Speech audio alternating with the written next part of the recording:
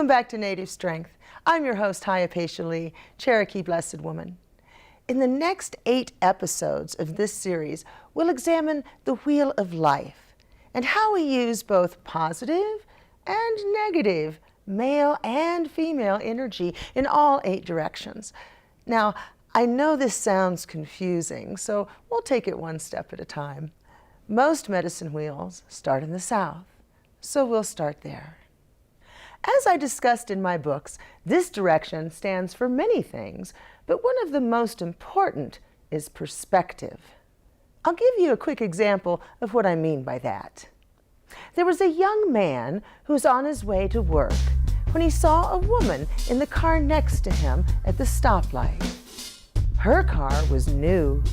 His was over 25 years old and was banged up. He felt sorry for himself. On the sidewalk was a young woman riding a bicycle. She was also on her way to work. She looked at both of the cars and wished she had a car. Even an older model would have been better than a bike.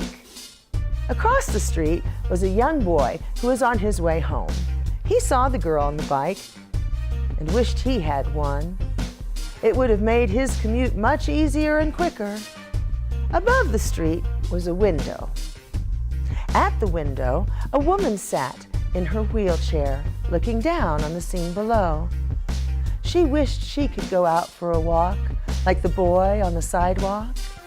You see, the young man in the car wished for a better one. The girl on the bicycle wished she had a car. The young boy felt sorry for himself because he didn't have a bike. And the woman in the window just wished she had functioning legs. Do you see how our perspective changes everything? Like we discussed in the Little Jumping Mouse episode about our core personality and following our dreams, we've all had to change and adapt as we grew up.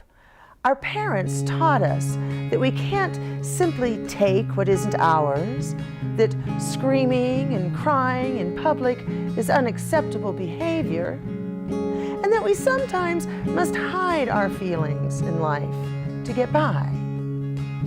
We may have made decisions about who we were and what parts of ourselves had to be changed or buried in order to fit in. We might have even changed our original childhood view of the world based on our experiences. For example, we may have originally thought that the world was a fun place, full of loving people.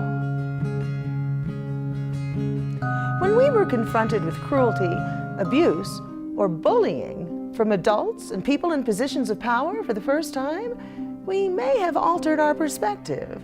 We could have told ourselves that there are some people in the world who don't have our best interest at heart, and that can sometimes be mean or downright evil. Or we may have told ourselves that there's something wrong with us that caused these perfectly normal and decent people to treat us like crap. How we make sense of these changes and the decisions we make about our identity will determine our fate. The beliefs we have settled on may bring us pain, but we often hold on to them out of fear that letting go will bring a new, even worse pain. Using the example above, we have to decide if it's easier to accept that the world just has some horrible people in it, or if it's truly more likely that we just bring out the worst in people. The story we have told ourselves about our true nature, the story of our life, and the identity that we have found ourselves with as a result of these stories are not absolute truths and aren't written in stone.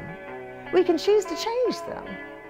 As a very young child, we may have thought that it was our fault when adults treated us badly. When we reached our teenage years, we may have decided it's more likely that these people are mean to us and others because they themselves are lacking something. We can see our life in a new light, rewrite our story, and change our identity.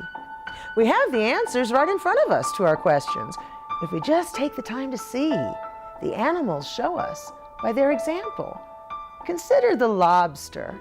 As he grows and gets bigger, he begins to feel uncomfortable. His shell no longer fits him.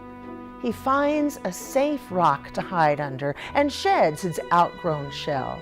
A new shell grows around him, and he reinvents himself until it also becomes too constrictive. We are the same way. We may have outgrown what had worked for us at one time in our lives. In some cases, it may never have really been a good fit in the first place, but it was the only way we knew. We do have other choices. We can rewrite the history of our life so we're not the poor damsel in distress or the tough little boy who had to fight for everything he got. When we change our mind, we change our life. When we consciously choose our path, we control our own destiny. Let me tell you a story to give you an example of what I mean. This is about negative female energy in the South. Now, it's important to remember that both men and women can use male and female energy. This story just happens to be about a woman, but men can often act in a similar way. Keep this in mind as you hear the story and ask yourself if you've ever acted in this way, or if you know someone else who has. Nancy grew up watching Disney movies, and like most little girls, she dreamed of being rescued by a handsome prince. When things began to get rough in life, she knew that if she could just find her one true love, her soulmate, everything would work out fine. He would stick by her side, tell her how much he loved her, and rescue her from evil, no matter what terrible tragedy had befallen her. He would love her unconditionally, and they would live happily ever after. She had always felt alone in the world, but Nancy knew in her heart of hearts that all of that would change if she could just find her soulmate. Nancy's parents wanted their child to be well behaved and have friends, like all normal parents do. When they saw her act in ways that they thought others might judge as unacceptable, they corrected her. Nancy thought this meant that she was unacceptable in her original form and had to be trained to behave like someone she was not in order to be worthy of love. Nancy told herself that if she could just find her soulmate, he would love her for her true self and all would be right in the world. She wouldn't have to pretend anymore. He would stick by her side through thick and thin no matter what. He would understand her point of view, and they would go through life happy side by side. When Nancy found Carl, she thought he was the one she had been waiting for. They had a perfect romance, a beautiful wedding, followed by a majestic honeymoon. It was everything that Nancy had dreamed it would be. She was very happy. After a while, the sparkle left their marriage. Nancy wanted to buy nice things and take fun vacations. This was not always in their budget, but Carl tried to make his wife happy. They began to live beyond their means. The bills caused stress, and they each had moments where they weren't as supportive as they might have been to one another. Carl started to work longer hours to help pay the bills. Nancy missed her husband not being at home. This wasn't the life she had envisioned. She wasn't expecting the disagreements and misunderstandings that inevitably come with every relationship. At work, her fellow employees didn't treat her with respect. They demanded things and were angry when she didn't meet their expectations. Nancy didn't want to spend any more time in this environment than was absolutely necessary. She cut back her hours to avoid the hostile environment. Meanwhile, Carl felt used. It seemed to him that he was the only one working to pay off the bills that they both had created, and he started to become bitter and resentful. He didn't understand why Nancy felt it was okay to cut back her hours while he was expected to work overtime, even though he also felt dissatisfied at work. They had many discussions over money and work hours. Carl's attitude made Nancy feel like she was a child again. She was no longer the princess who had been rescued from evil. She was not loved for simply being herself. Carl expected her to contribute equally. She felt like she wasn't good enough to please Carl, the people at work, or her parents. Now let's look at the positive female energy in the South. Patricia also felt like she was not acceptable in her original form as a child. Her parents had also wanted their child to fit in with society and be successful in life, and so they taught her what was acceptable and what was not. For years, Patricia struggled with this. She felt like her parents were putting limits on her goals and squashing her dreams, until one day she realized, by putting herself in her parents' shoes, why they did the things they did. It took a lot of time and thought, but she understood the era they had been raised in, the baggage that they had accumulated from their own personal experiences that had shaped them into who they were. She could understand why the lessons they stressed made sense to them in their lives, and why it was important for them to teach her what they did. She saw that they were trying to keep her from setting goals that would be unattainable to her as a woman in a society that didn't treat both sexes equally. Her parents didn't want her to learn the hard way, and she now understood this. Patricia also understood that while many of the things that she had been taught were still valid today, some were not. She consciously chose which ones to maintain and which ones she would let go of. She used her awareness to tell the difference between behaviors that were truly morally appalling and that she should avoid at all costs, and actions for which they simply thought society would shun her. She did a little research to see how attitudes and opportunities had been limited for women in the past, to get a better perspective on her parents' experiences.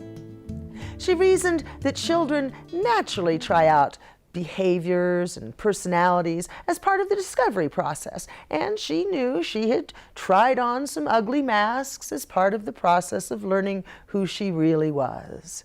She wasn't afraid to admit that she had made mistakes in her life, and that she still had a lot to learn.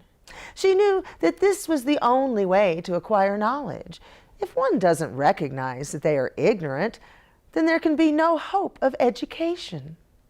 With a firm appreciation for the knowledge she did have, she was quite aware of her ignorance, and in admitting it, felt no shame.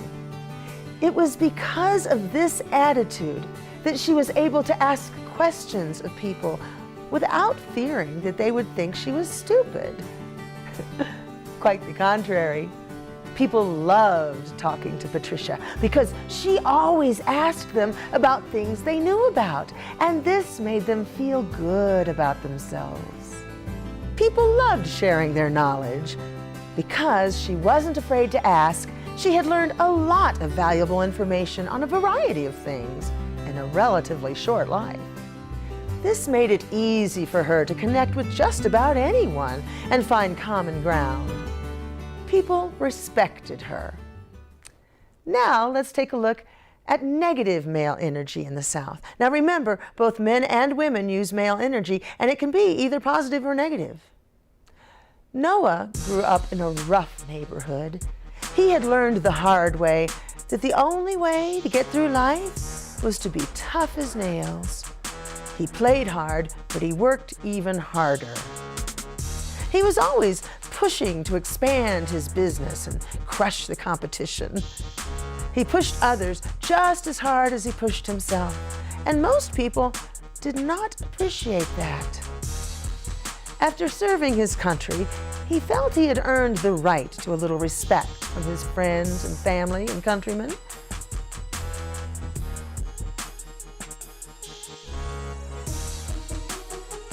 Noah seemed quite successful indeed.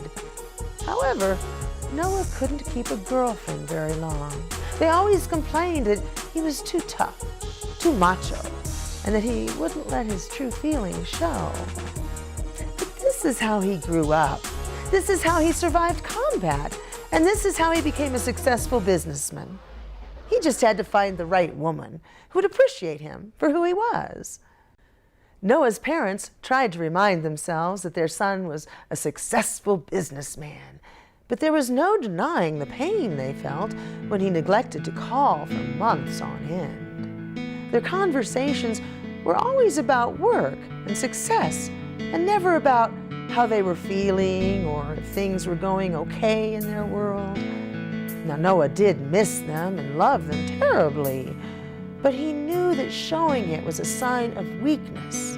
He wasn't that same little boy who was weak and downtrodden long ago. He would hide his secrets, even from himself, because he had bought into the belief that only spineless losers show emotions. He felt more comfortable sharing his successes with his parents. He always enjoyed boasting about his victories, and he thought his accomplishments would bring his parents happiness too. Noah appeared to have many friends because people admired his success. People wanted to be seen with such a respected and accomplished man. In private, though, Noah wondered if people would like him if he were not a decorated soldier and successful businessman. Was he nothing more than an obedient soldier and worker? Is that all that people liked about him? Now let's take a look at positive male energy in the South. Paul had many talents and knew about many things. He was able to do odd jobs around the house, fix most small engine problems, and he even knew a little bit about electricity. When a neighbor or friend needed help with something, he was always there to lend a hand. People would offer to pay him for his services, and sometimes when money was tight, he might take them up on it. But most of the time, he told them to keep their cash. He always told people that he didn't need anything today, but in the future he might. People appreciated that, and they each gave back to Paul in their own way. Paul loved to play guitar in his spare time, and he was in a band that played in local clubs. In this busy world, you got to know what you want and where you want to go. That's what I heard, so I took the advice, knowing that there would be some sacrifice. I said I'll go to work, maybe try to be a clerk, to see how it'd go. I'm making $7 an hour, and they said it was a place I could grow. Well, I feel I don't fit here. It would appear that I ain't cut out to be the man of the year. I'm just playing this game and trying to be the same as all the morning drivers stuck in the middle lane. I said I'd pull myself up by my old bootstraps, show up at work and try to shut my trap. It ain't working too well, my boss can tell that I ain't supposed to be in this workman's hell. No, no, no, no.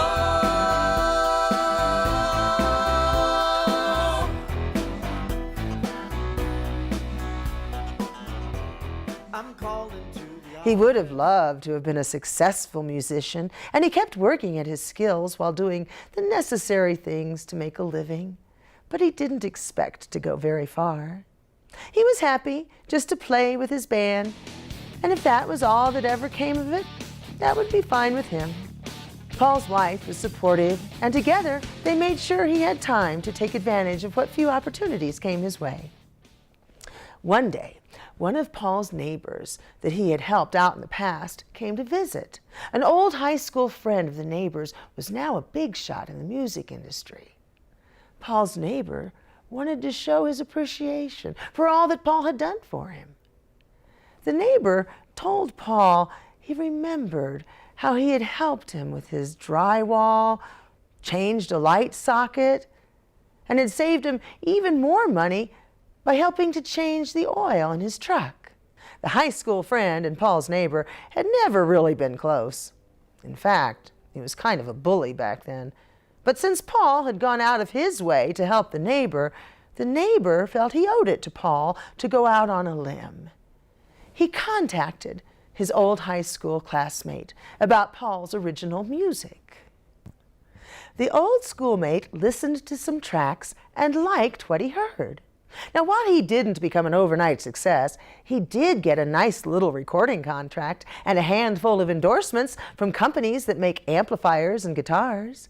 It was far more than what Paul had expected. What goes around comes around. So to summarize, the South on the Wheel of Life stands for many things, and perspective is one of them.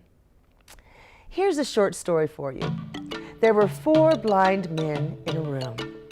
A seeing man had placed an animal in the room and put each man's hands on the animal so that they could experience it. The first man said, "It's long and thin and moves like a snake." The second man said, "Yes, it is very thin and it has a tuft of hair on the end." The third man said, "You two are crazy. This creature is as large as a wall and almost as flat." The fourth man exclaimed, "You're all 3 wrong. It's round like a tree and it doesn't move no matter how hard I push." Can you guess what the animal was? The first man was at its head. The second was at its tail. The third was feeling its side. And the fourth had a hold of its leg. It was an elephant. Can you see how important our perspective is? When we examine the perspective of others, we get a better understanding of why they do the things they do. If we take the time to examine their life and put ourselves in their shoes, we begin to appreciate their actions. We may see why our parents sculpted and influenced us in the ways that they did. When we use the positive energy of the South, we can recognize this as love. Their limited perspective may have led them to push us away from our core personality in an effort to prepare us for the reality they knew and protect us from harm. Sometimes we can be so focused on our own troubles that we don't take the time to have empathy for others. It can be refreshing to see life from another's eyes. Our problems temporarily vanish and we're faced with a whole new set of worries. This is a good exercise for increasing our understanding of the world. When we can get in touch with the way another person sees things, it's easier to communicate and share ideas. If one person has defined the word compromise as allowing evil things to happen, and another defines it as sharing or taking turns, the stage has been set for a misunderstanding. By slowing down, taking a moment to understand each other's perspectives, the two could reach an agreement much easier. It's important to remember that our perspective must be fluid. We must change as we grow and gather more information. The only constant in the universe is change. Things will always change. The wise and successful individual changes along with the universe. Species that don't adapt to change become extinct. When we see that something isn't working out like we had hoped in life, we would be smart to take a step back and consider a change of plans. It's often been said that doing the same thing over and over again and expecting a different result is the very definition of insanity. Having the wisdom to admit that things are not working out the way you had planned and the courage to adjust your perspective will increase your likelihood of success. If you had always thought that your soulmate would love you unconditionally no matter what you do, like Negative Nancy, but you find yourself divorced multiple times, you may want to rethink that assumption. If you thought burying and ignoring your emotions through life, like Negative Noah, would bring you inner peace and happiness, yet you find yourself depressed or unsatisfied, a change in perspective might be in order. The key is frequently checking in with your inner personas to address true emotional discomfort immediately. The sooner we recognize dissonance, the quicker we can find harmony. The only thing worse than 12 years in a miserable job or marriage is 12 years in a day. Be like the lobster. When you've outgrown your shell, find a safe place to regroup and let go of it. You'll be amazed at how quickly you begin to feel better when you actively try to improve your life instead of stoically trying to endure a painful situation. When you treat others with respect and compassion, it comes back to you, but you also have to treat yourself in the same fashion. If others aren't treating you right, love yourself enough to remove them from your circle of influence. Many people fear loneliness so much that they would rather be abused than ignored. They're afraid of the unknown, and so they stick with people who belittle their victories or point out their weaknesses and mistakes. After time, it's easy to believe their words. This can make us feel like we're lucky to have anyone at all. We fear being alone because we believe we are as bad as we've been told. When we communicate with our inner personas, we can see the truth. This will fill our loneliness and guide us to people who will treat us with respect. Our inner personas teach us how we should be treated by others. Just like we talked about in the flowering tree episode that introduced us to our own inner personas, give yourself the same love, understanding, and respect that you've always wanted to be given by others. You deserve it. You always have.